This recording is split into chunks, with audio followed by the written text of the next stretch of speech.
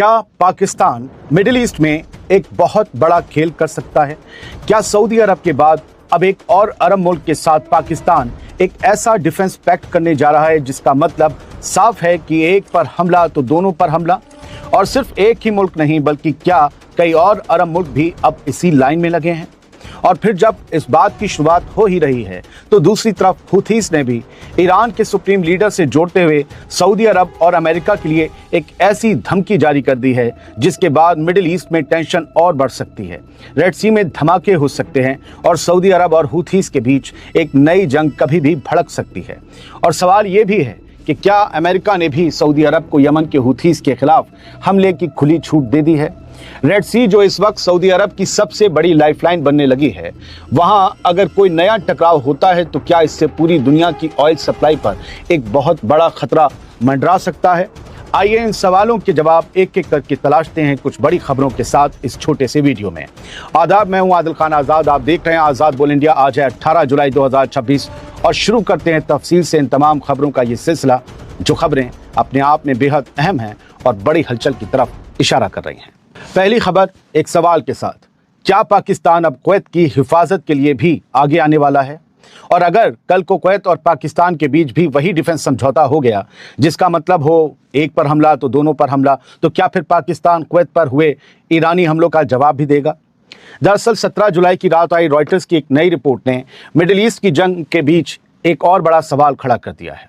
Report के मुताबिक पाकिस्तान और कुवैत के बीच अब एक बड़े डिफेंस पैक्ट पर बातचीत चल रही है। बताया जा रहा है कि इसके बदले कुवैत पाकिस्तान के साथ एनर्जी कॉपरेशन बढ़ाने और बड़े इन्वेस्टमेंट की बात कर रहा है। हालांकि रिपोर्ट साफ कहती है कि ये बातचीत अभी शुरुआती मरहले में है और अमेरिका ईरान के बीच बढ़ती जंग इसकी राह मुश्किल बना सकती है। लेकिन दूसरी रिपोर्ट्स कहती हैं ये समझौता होगा क्योंकि दोनों को इसकी ज़रूरत है। दोस्तों याद रखिए, कुवैत वही मुल्क है जहां पिछले कई महीनों में ईरान बार बार अमरीकी मिलिट्री ठिकानों पर मिसाइलें और ड्रोन से हमले करता रहा है। यानी अगर पाकिस्तान और कुवैत के बीच भी कोई बड़ा डिफेंस समझौता होता है तो आने वाले दिनों में उसकी अहमियत और बढ़ सकती है। रॉयटर्स के मुताबिक कुवैत चाहता है कि पाकिस्तान उसके साथ भी वैसा ही सिक्योरिटी इंतजाम करे जैसा पिछले साल सऊदी अरब के साथ किया गया था। रिपोर्ट में दावा किया गया है कि कुवैत की ख्वाहिश है कि पाकिस्तान वहां अपने हजारों फौजी, fighter jets, drones, air defence system और दूसरे मिलिट्री सहूलतें या दूसरे मिलिट्री साजो सामान मुहैया कराए कुवैत में। लेकिन पाकिस्तानी सोर्सेज का कहना है कि फिलहाल इस लेवल तक जाने का कोई फैसला नहीं हुआ है। यानी कुछ तो चल रहा है, फैसला तो हो रहा है, इस लेवल तक नहीं। एक पाकिस्तानी सिक्योरिटी सोर्स ने रॉयटर्स से 17 जुलाई को कहा, कुवैत की डिमांड बहुत बड़ी है लेकिन इस वक्त हम वहां कॉम्बैट फोर्स भेजने पर गौर नहीं कर रहे।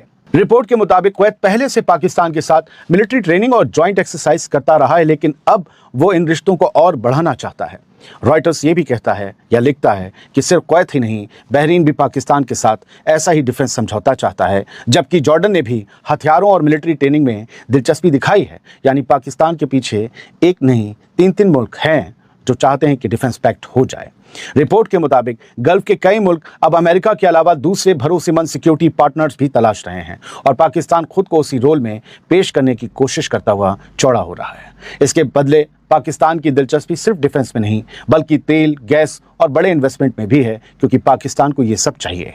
रॉयटर्स के मुताबिक दोनों मुल्क पाकिस्तान में बड़े फ्यूल स्टोरेज प्रोडक्ट और एनर्जी सिक्योरिटी पर भी बातचीत कर रहे हैं। यानी एक तरफ सिक्योरिटी और दूसरी तरफ तेल और कारोबार, दोनों को एक साथ जोड़कर ये नया रिश्ता तैयार किया जा रहा है। लेकिन दोस्तों सबसे बड़ा सवाल अब भी वही खड़ा है, अगर कल को कुवैत और पाकिस्तान के बीच भी ऐसा डिफेंस समझौता हो जाता है और फिर ईरान दोबारा कुवैत में मौजूद अमरीकी ठिकानों पर हमला करता है तो क्या पाकिस्तान सचमुच ईरान के खिलाफ मिलिट्री एक्शन लेगा? फिलहाल इसका कोई साफ जवाब तो नहीं है, क्योंकि अब तक जो तस्वीर सामने आई है उससे यही लगता है कि पाकिस्तान सऊदी अरब, कुवैत और दूसरे अरब मुल्कों के साथ अपने रिश्ते भी मजबूत रखना चाहता है और साथ ही ईरान के साथ भी सीधे टकराव से बचना चाहता है। याद रखिए, सऊदी अरब पर ईरान से हमले हुए पैक्ट मौजूद था पाकिस्तान का सऊदी के साथ, बावजूद इसके पाकिस्तान बोला नहीं, सिर्फ समझौता कराने में लगा रहा। तो कुवैत के साथ समझौता हो भी गया तो वो ईरान के खिलाफ नहीं बोलेगा। हाँ, ईरान के अलावा कोई और हमला करे तो कुछ हो सकता है, जैसे सऊदी के खिलाफ अगर यमन के हुथीस ने हमला किया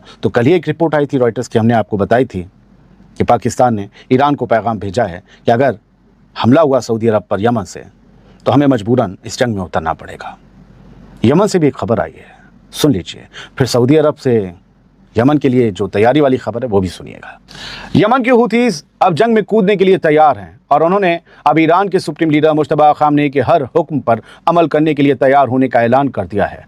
17 जुलाई की रात को आई ये खबर बड़ी सनसनी मचाने वाली है। इस खबर के मुताबिक यमन की हूथी हुकूमत के defence minister major general Mohammed al Atafi ने यह कहा है कि अगर यमन के लोगों का घेराव और नाकेबंदी जारी रही तो हूथीज़ की फ़ौज ईरान के सुप्रीम लीडर मुश्तबा खामनेई की तरफ से जारी होने वाले हर हुक्म पर अमल करने के लिए तैयार है। ईरान से ही हुक्म आएगा क्या हमले का?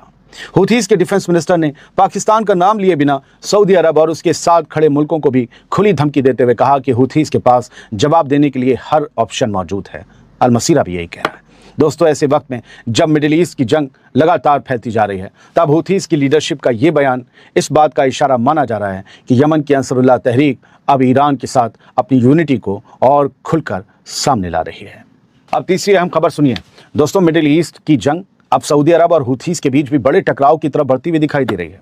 हूथीज़ की लगातार धमकियों के बाद अब सऊदी अरब यमन में दोबारा बड़े फौजी ऑपरेशन पर गौर कर रहा है। सऊदी अरब मिडिल ईस्ट आई की एक रिपोर्ट के मुताबिक सऊदी अरब के डिफेंस मिनिस्टर खालिद बिन सलमान ने इशारा किया है कि अमेरिका ने सऊदी अरब को हूथीज़ के खिलाफ बड़े हमले करने की काफ़ी छूट दे दी है। हालांकि सऊदी लीडरशिप ने अभी तक कोई आखिरी फैसला नहीं लिया है। रिपोर्ट के मुताबिक अमेरिका और वेस्ट के कई ऑफिशियल्स का ये कहना है कि सऊदी अरब के शाही ख़ानदान के अंदर भी इस बात पर अलग अलग राय मौजूद है कि हूथीज़ का जवाब किस तरह दिया जाए। ये तमाम बातचीत ऐसे वक्त में हो रही है जब सऊदी अरब और हूथीज़ के बीच चला आ रहा 4 साल पुराना सीज़फायर अब टूटने की कगार पर पहुंच चुका है। रिपोर्ट के मुताबिक हालिया तनाव उस वक्त और बढ़ गया जब ईरान के मरहूम supreme leader Ayatollah Ali Khamenei के जनाजे में शामिल होने के बाद हूथीज़ के लीडरों का एक जहाज़ सना पहुंचा। लेकिन इस जहाज़ के अंदर कौन कौन था? सऊदी अरब के पास जो इन्फॉर्मेशन है वो चौंकाने वाली है। हूथीज़ का इल्ज़ाम है कि सऊदी अरब ने सना एयरपोर्ट पर हमला करके उस जहाज़ की वापसी रोकने की कोशिश की थी और मिडिल ईस्ट आई का दावा है कि उस उड़ान में, उस फ्लाइट में लेबनान, ईरान, सीरिया और इराक के ऐसे फौजी माहिरीन भी मौजूद थे जो ड्रोन और मिसाइल टेक्नोलॉजी में माहिर हैं। वहीं ईरान जाने वाली उड़ान में कुछ हूथी के अफसर भी ट्रेनिंग के लिए ईरान भेजे गए थे। सऊदी अरब के इस हमले के जवाब में हूथीज़ ने इसी हफ्ते 15 जुलाई को सऊदी अरब के अबहा शहर पर मिसाइलों और ड्रोन से हमला किया था। रिपोर्ट में कहा गया कि अगर सऊदी अरब और हूथीज़ के बीच फिर से मुकम्मल तरह की एक जंग शुरू होती है तो इससे सिर्फ यमन का इंसानी क्राइसिस ही नहीं बढ़ेगा बल्कि ऑयल मार्केट और सऊदी अरब की इकनॉमी को भी बड़ा झटका लग सकता है। खास बात यह है कि स्ट्रेट ऑफ हॉर्मुज़ में बढ़ते तनाव के बाद अब रेड सी यानी लाल सागर सऊदी अरब के तेल की सबसे अहम लाइफलाइन बन चुका है और सऊदी अरब अपनी ईस्ट वेस्ट पाइपलाइन के जरिए रोजाना तकरीबन 45 लाख बैरल तेल रेड सी के रास्ते दुनिया में भेज रहा है, बेच रहा है। ऐसे में अगर इस मोर्चे पर भी जंग भड़कती है, बाब अल मंदब बंद होता है तो उसका असर पूरी दुनिया की तेल सप्लाई और ग्लोबल इकनॉमी पर पड़ सकता है। सऊदी अरब को चोट लगेगी, सऊदी अरब बिलबिलाएगा तो रिएक्ट करेगा। ये इस खबर का लुबोलुआब है। फिलहाल इन तीनों बड़ी खबरों के साथ इस वीडियो में इतना है। खबरें मैं आपको सुनाता हूँ, खबरें मैं बनाता नहीं हूँ। Thank you very much. सलामत रहिए, खुश रहिए। और आज़ाद बोल इंडिया आप ही लोगों का चैनल है दोस्तों। अब तक अगर सब्सक्राइब ना किया हो तो कर लीजिए ताकि आपको खबरों का नोटिफिकेशन सबसे पहले मिल जाए। Thank you.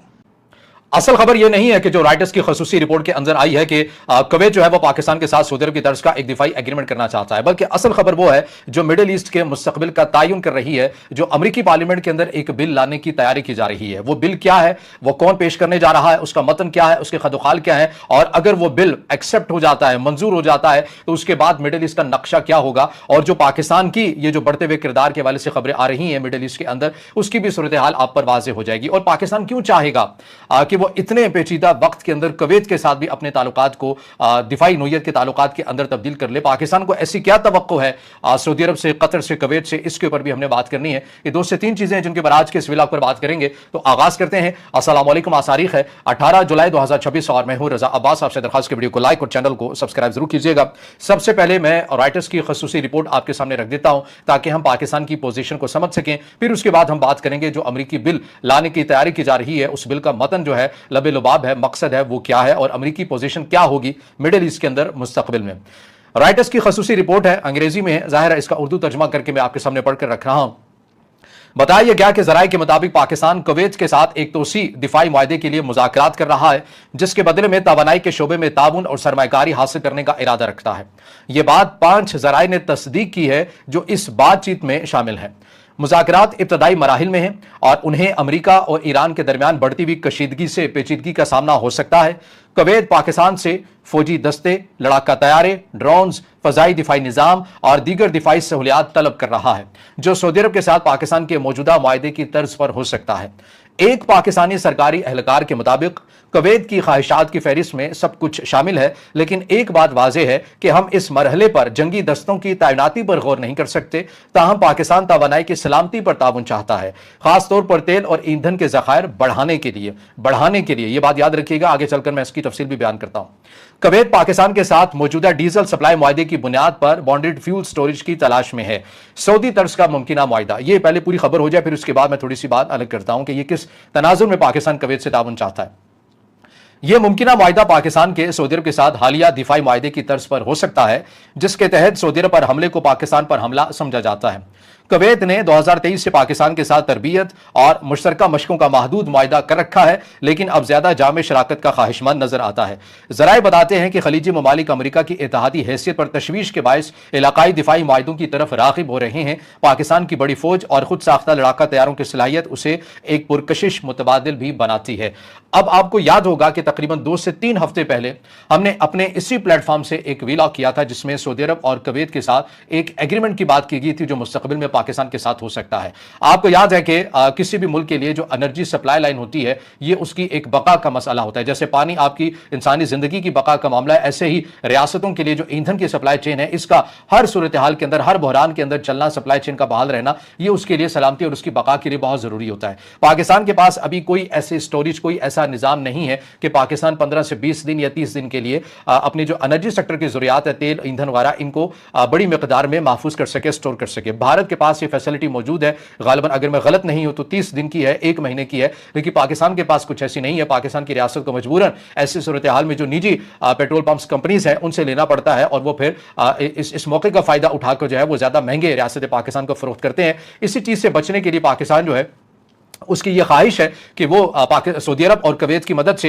एक ऐसी स्टोरेज जो है वो बना लें, जहां पर 15 दिन का कम से कम ईंधन की जो स्टोरेज है बड़ी मिकदार में वो हो सके, और बवक्त जरूरत जो है पाकिस्तान उसे इस्तेमाल कर सके और उसके ऊपर पाकिस्तान का पहला हक हो। जाहिर है ये मुफ्त में नहीं मिलेगा, और सऊदी अरब और कुवैत यहां पर स्टोरेज 15 दिन की ये स्टोरेज इसलिए देने के ऊपर आमादा हो जाएंगे कि अगर कोई सऊदी अरब या कुवैत का तेल या डीजल का कोई खरीदार इस रीजन के अंदर है, मिसाल के तौर पर चाइना है, चाइना ने अगर सऊदी अरब से मंगवाना है, तो सऊदी अरब चाइना को यह कह सकता है कि पाकिस्तान के अंदर हमारी स्टोरेज है, आप वहां से ले लीजिए, हम मजीद जो है वो भिजवा देंगे। तो यहां से भी फरोख्त हो सकता है, और अगर पाकिस्तान को बहरान के दिनों में जरूरत पड़ती है तो उसके ऊपर पहला जो हक होगा वो पाकिस्तान का होगा। पाकिस्तान ने भी पैसे लेकर ही इस्तेमाल करना है, लेकिन पाकिस्तान को यह होगा कि इंतजार नहीं करना पड़ेगा कि वो आएगा, वहां से गुजर कर आएगा। जैसे कि अपना हुर्मुज़ बंद थी तो एक मुश्किल था, चीजें थी, तो पाकिस्तान को यह पता होगा कि 15 से 20 दिन के पास हमारा जो बड़ी मिकदार में ईंधन यहां पर है वो हमारे अपने ही मुल्क के अंदर है, और हम उसे पैसे देकर इस्तेमाल कर सकते हैं, हमारी रसाई में है। तो ये इस किस्म का।